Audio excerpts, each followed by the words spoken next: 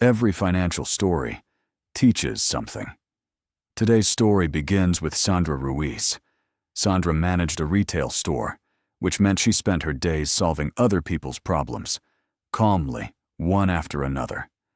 So when a recorded voice on her phone said someone had just charged $799 to her Amazon account for a new iPhone, her first instinct was simply to get it fixed. She pressed the number to speak with a representative, the way the message suggested. The man on the line sounded professional, typing in the background, as he asked Sandra to confirm which items were in her recent order history.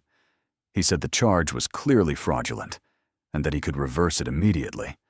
He just needed her to install a small program so he could access her screen and process the refund directly.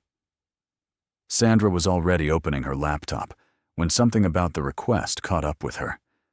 And that's worth pausing on, because it's the exact moment this entire scam depends on.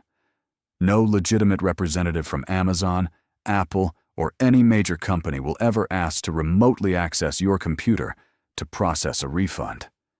Real refunds happen inside your own account, through the company's own systems, without anyone needing to see or control your screen. Sandra didn't download anything.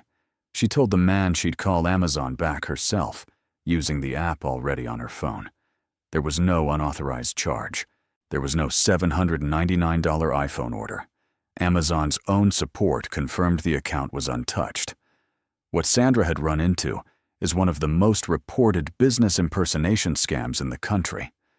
According to the FTC, Amazon has been the single most impersonated company reported to the agency, with tens of thousands of people targeted in just one recent year and losses reaching tens of millions of dollars. In many versions, once someone does grant remote access, the scammer stages a fake refund that shows an amount larger than expected, then claims it was an error and pressures the victim to send the difference back, usually through gift cards or a wire transfer, methods that are nearly impossible to reverse.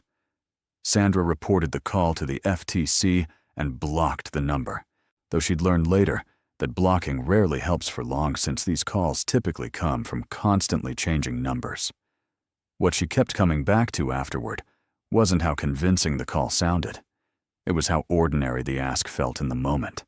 Just a little software, just to fix a problem that turned out to never exist.